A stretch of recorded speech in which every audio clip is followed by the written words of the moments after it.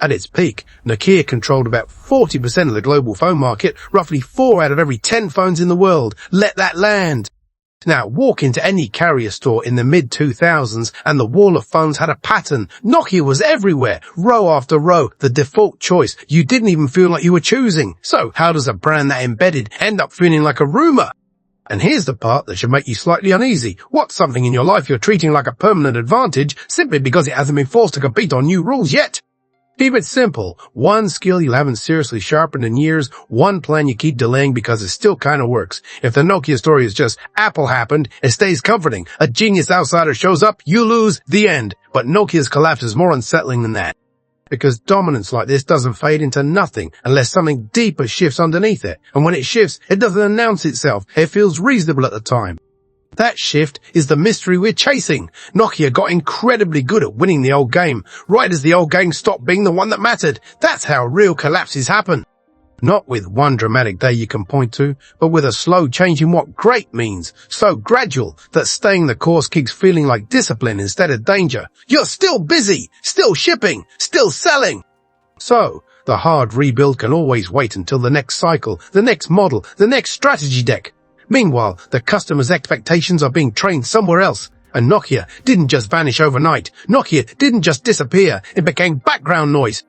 The eerie part is that this can happen even when a company isn't clueless. Nokia had glimpses of what was coming inside its own walls, early experiments that pointed toward a different kind of phone future. The problem is that seeing the future isn't the same as reorganizing to win it. That takes focus, speed, and a company that can move like one machine instead of a collection of competing parts. And once a company is built for scale, moving like one machine gets harder, not easier. And once the rules start changing, something else starts moving too. Confidence. The people who build the ecosystem start placing bets. The people who sell the product start prioritizing what feels safe. The people who buy it start hesitating the moment anything feels uncertain. When that shift begins, it doesn't feel like collapse at first. It feels like small friction, small delays, small compromises that don't look fatal in isolation. Then they stack, then they compound, then the default stops being the default. So before we even get to the iPhone, Android, or the headlines, we have to start with what Nokia actually was at its peak, why it felt permanent, and then trace the moment the rules changed in a way Nokia couldn't absorb without breaking. Nokia didn't feel like a brand you compared. It felt like the safe answer you defaulted to, the name that showed up before you even finished the question. In that era, Nokia wasn't just present. It was unavoidable in ads, in pockets, in group chats that were still just SMS threads, in the fact that, what phone do you have? Often had the same answer across an entire friend group. And it wasn't just a phone company. It was mobile infrastructure, culture, prepaid SIMs, endless texting, Snake, battery life that felt immortal, and that 3310-1111111111 era reputation where drop it and it still works wasn't marketing, it was expectation. That was Nokia. At its peak, Nokia shipped roughly 1 out of every 3 mobile phones sold worldwide. That's not popularity, that's gravity! And when a company reaches that level of trust, it stops feeling like a competitor and starts feeling like a public utility, present in your routines, embedded in your habits, invisible until it fails. That's why the collapse lands like a glitch in hindsight, because Nokia's dominance wasn't just about being big, it was about being the mental shortcut for reliability. The phone you buy because you don't want to think about your phone at all. You just want it to call, text, last forever, and not create drama. And here's a detail that matters. Carriers love that story too. A phone that just works is easy to sell, easy to support, and less likely to come back as a return with an angry customer attached to it. That kind of success is dangerous because it trains a company to believe the customer is choosing it for the same reasons forever. It also trains the company to keep perfecting the wrong scoreboard. Better hardware cycles, stronger carrier relationships, tighter logistics, better cost discipline, cleaner incremental upgrades, more of what already worked. And when you're the default, that mindset doesn't feel like laziness. It feels like common sense. Why reinvent the machine when the machine is still printing wins? Why take big risks when the world is still rewarding your old strengths? That's the seduction of being on top. You can mistake still winning for still relevant, because from the outside, Nokia looked built for survival. It had engineering talent. It had global distribution muscle. It had relationships with carriers that could put devices in front of millions of people. It had brand trust that new entrants would have killed for. If you were betting on permanence, Nokia was the bet. But here's the trap, hiding inside that dominance. The bigger you get, the more your success becomes a system. Processes, layers, approvals, product lines, roadmaps, and systems are great at repeating what already works. They are terrible at pivoting when the definition of works changes. And you could already see the hairline crack forming. The lineup got sprawling. The menus and software experience could feel different from one Nokia to the next. And good enough was easy to excuse when the numbers still looked unbeatable. So the real question isn't how Nokia got so big. The question is, what happens when a company becomes so optimized for the old world that it can't move at the speed the new world demands without breaking itself in the process? Because the collapse didn't start when Nokia lost. It started when the rules underneath Nokia started shifting quietly while the company still looked untouchable. And the moment those rules flip, everything Nokia built as protection, scale, distribution, habit can start turning into weight. That's where we go next, because once phones stop being just phones, the entire meaning of dominance changes. What happens when the thing you're best at suddenly stops being the thing the world rewards, when you're still winning, but the scoreboard has already moved? That's what hit Nokia, because the rules didn't evolve gently, they changed what winning meant. For years, a great phone meant hardware you could trust, battery that lasted, a device that survived real life, calls and text that worked everywhere, and carrier relationships that could put your models on the front wall in every market. If you ship the most reliable phones at the widest scale, you own the decade. Then 2007 happens, and the shift isn't theoretical, it's a feeling people experienced in their hands. The first time someone opened a real webpage on an iPhone and pinch to zoom actually worked, it wasn't a new feature, it was a new category, it felt modern. The first time the screen felt like a surface instead of a menu maze, it quietly changed what people expected a phone to be. And then 2008 turns that expectation into behavior, because the App Store era kicks in and the phone stops being a fixed product. Suddenly, the device can become anything because the software world can build on top of it. Not someday, immediately. And the most important part wasn't that there were apps. It was that the apps you couldn't live without started showing up on certain platforms first, and that taught people where the future was happening. Over the next few years, Android spreads that platform expectation across manufacturers, so this stops being a single company story and becomes the market's direction. Smartphones are ecosystems, and ecosystems reward whoever can move fastest without breaking trust. Here's the pivot that makes Nokia's collapse make sense. The problem wasn't that Nokia built phones, the problem was that phones stopped being the product. The product became the system behind the phone, an experience that improves after purchase, a consistent interface people can learn once and trust everywhere, an app economy that attracts developers, and the quiet promise that what you buy today won't feel outdated tomorrow. That changed everything. In the old world, the customer relationship ended at the sale. In the new world, it never ends. Updates matter. App availability matters. The it just works. Feeling moves from hardware reliability to software reliability. And once that becomes normal, customer behavior rewires fast. People stop asking, is this phone durable? And start asking, will this phone keep up? Will the apps be here? Will this platform still feel modern next year? Will my digital life feel safe here? That's why old excellence stops protecting you when the job changes. Nokia could still ship incredible hardware. Nokia could still sell massive volume. Nokia could still look strong on paper. But the new game rewarded something Nokia wasn't structured to deliver smoothly: one coherent platform identity, fast iteration, and a developer ecosystem that believed building for you was worth it. And this is where Nokia's historical strength turns into a trap. Nokia was built for variety. Lots of models, lots of carrier customization, lots of regional versions. That was dominance in the old era. In the platform era, it becomes friction, because a platform can't feel like 10 different experiences. It has to feel like one promise, one learning curve, one store, one update rhythm.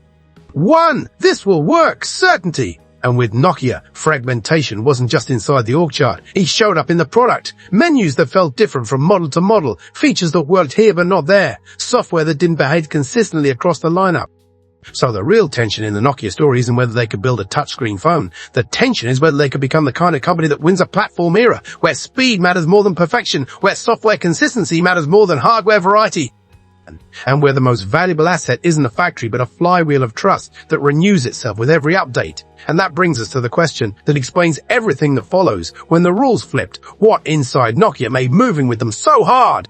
Because once phones became platforms, Nokia didn't just need better devices, it needed a software foundation that could move at smartphone speed. And Nokia was about to learn that the foundation it had was built for the old world, and it didn't bend without cracking. So if phones became platforms, why couldn't Nokia, of all companies, just pivot and build the platform that matched its scale? because this is where the story stops being about what the market wanted and starts being about what Nokia could physically execute. Nokia's foundation wasn't a blank canvas. It was Symbian, and not just Symbian, but multiple Nokia software worlds living under one roof, S60 on smartphones, Series 40 on feature phones, and next-generation experiments like Memo, a Linux-based What Comes Next project running alongside the mainstream business. In the old world, that complexity was a weapon, because it let Nokia ship a different phone for everyone, every price tier, every carrier demand, every market, every form factor, at a scale nobody else could match. But once the market demanded smartphone speed, touch-first design, rich apps, frequent updates, Symbian started behaving less like a weapon and more like a weight. Not because the engineers were incompetent, the opposite. Engineers were solving problems. Competitors were redesigning the problem itself. Nokia's challenge wasn't, can we add features? It was, can we make this feel modern, consistently, fast enough to keep up with expectations that were rewriting themselves every year? That's where complexity becomes fatal, because Nokia wasn't one phone line, it was a universe of phone lines. Different form factors, different markets, different carrier requirements, different software stacks, different timelines, and every variation that once helped Nokia win now created drag when the new era demanded a predictable experience.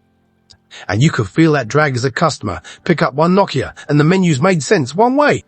Pick up another, and the logic felt unfamiliar. A feature or app ran smoothly on one model and felt missing or awkward on another, and updates didn't arrive with any clean rhythm because carrier approvals and model variants turned shipping software into a long relay race.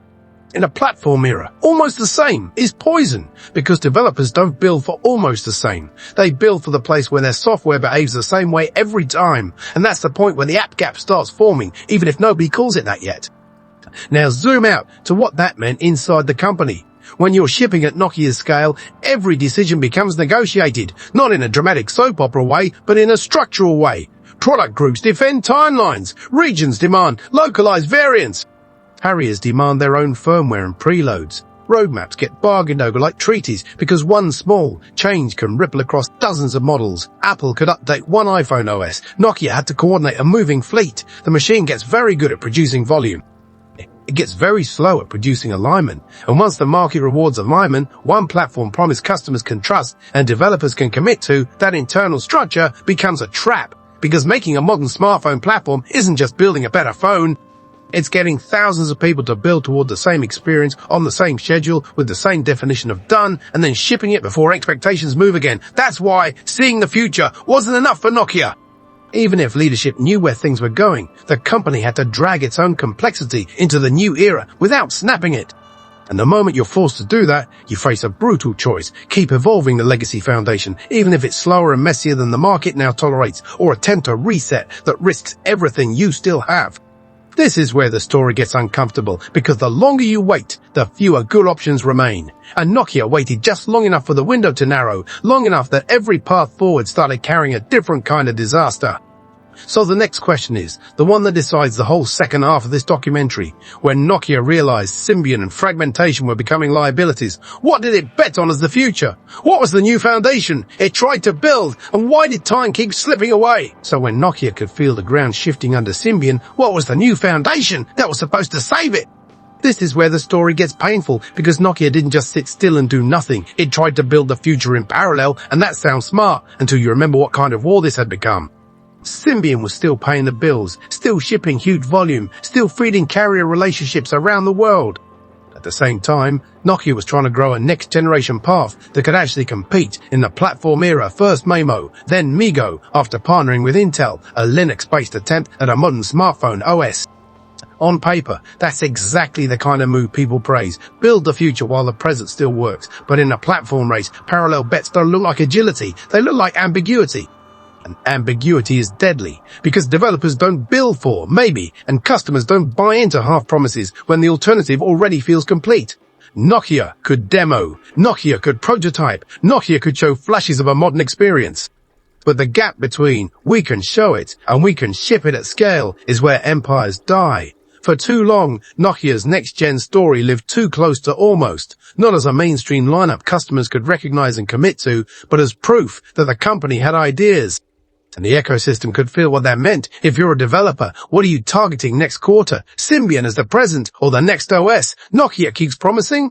Even Nokia's own services brand couldn't fully clarify it.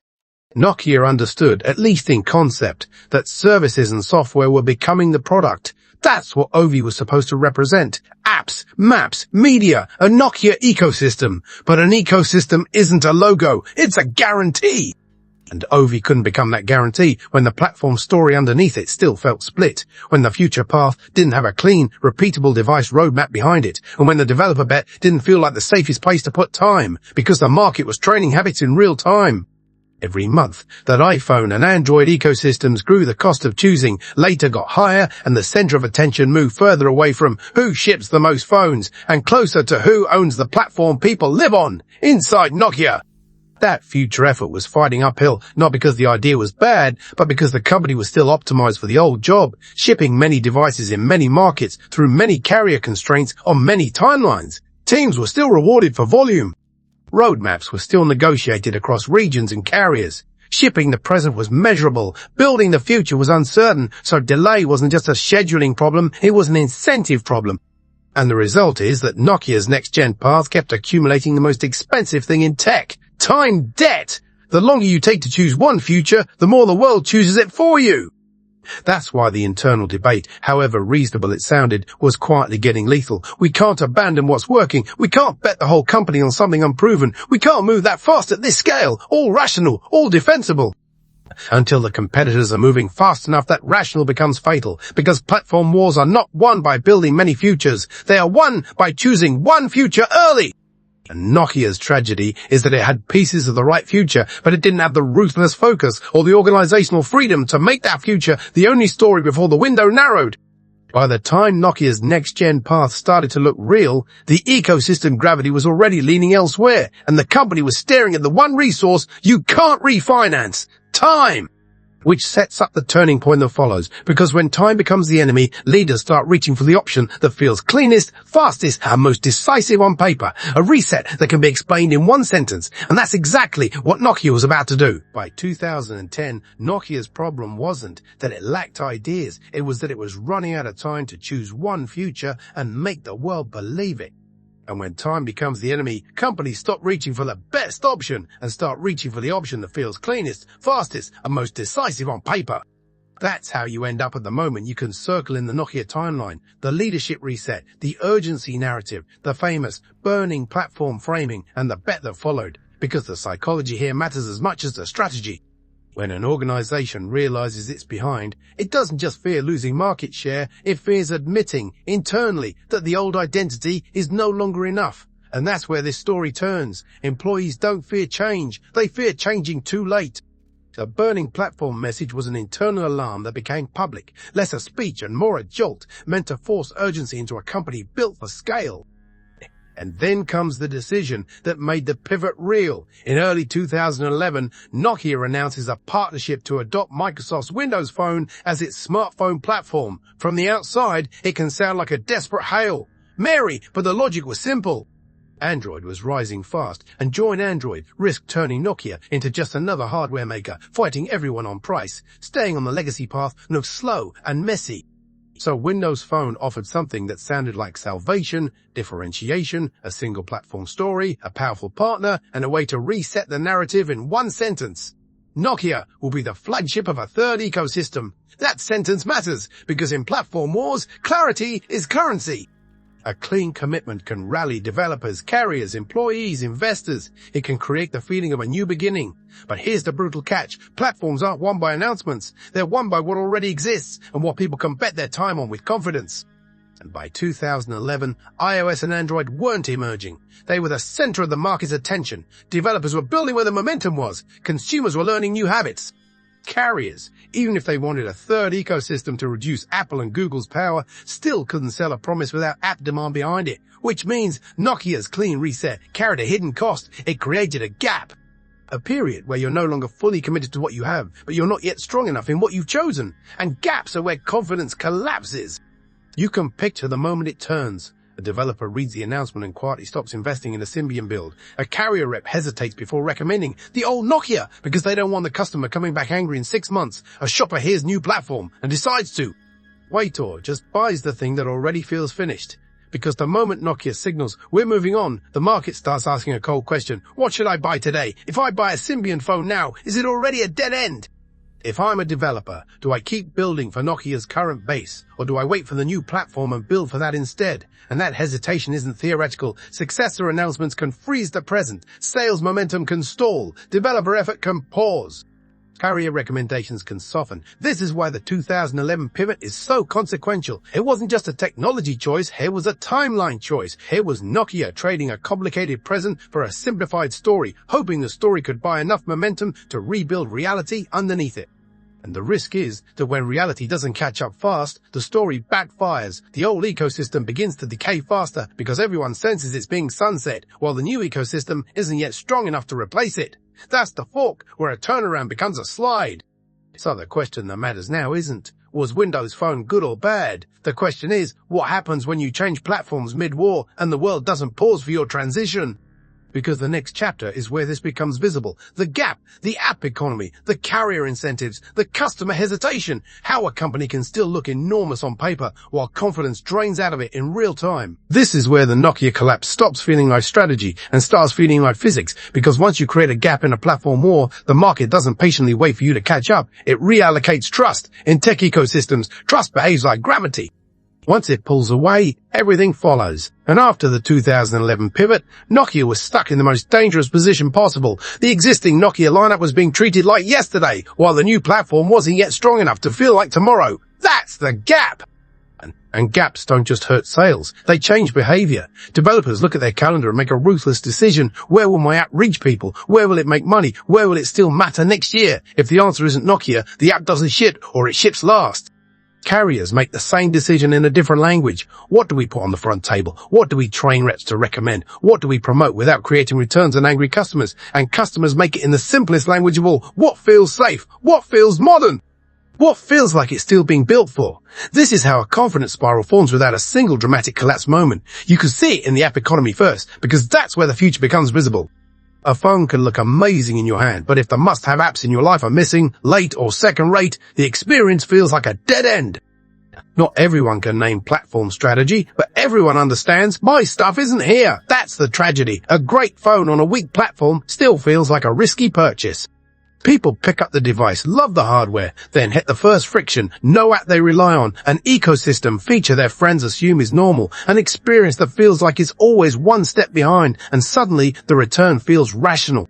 And once those stories start spreading, confidence doesn't drift, it snaps. There's a point of no return in a platform war where maybe becomes, why bother? And once the market crosses that line, the default gets rewritten.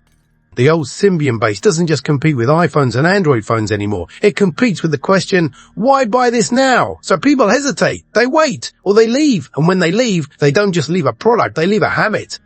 Meanwhile, the new platform needs proof to feel real, apps people actually want, updates that arrive reliably, and a reason for developers and customers to believe they aren't wasting time. And Nokia didn't have time. Nokia was trying to build that proof while bleeding confidence at the same time. That's why soon became such a cruel word in this era. Soon the app selection improves. Soon the ecosystem catches up. Soon the platform feels complete. But soon isn't a strategy when expectations keep shifting. New features, new apps, new norms, month after month. As doubt spreads, it multiplies. Customers sense uncertainty and stop choosing Nokia by reflex. Carriers sense uncertainty and start giving the best shelf space to what feels safer. Developers sense uncertainty and stop prioritizing Nokia. And each of those choices makes the others more rational. That's the spiral. It doesn't require conspiracy. It's just compounding incentives. And once trust shifts, you can't reverse it with a slogan. You need a surge of proof strong enough to change behavior again.